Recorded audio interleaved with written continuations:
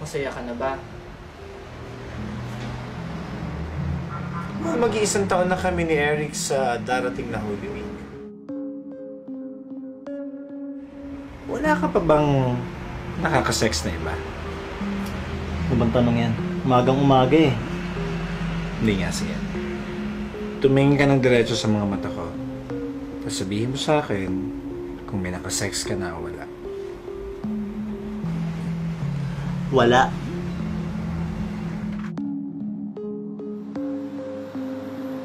Mahal ko si Eric.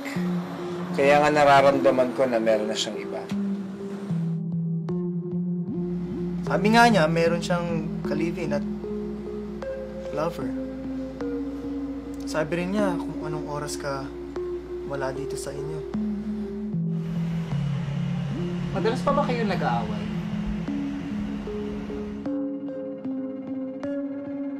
Patrick ang pangalan. Nagkita kami. Nakukulat ka na naman! Pag nagkamali ka, sasabihin mo sa akin. Ano bang pinupunto mo? Akala mo kung sino kang magandang baboy ka? Sinusundan mo ako! Tinitiktikan mo ako!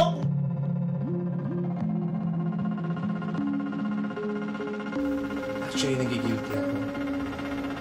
Ano ba yan? Kaya pati, straight ang relasyon, walang pinatutunguhan.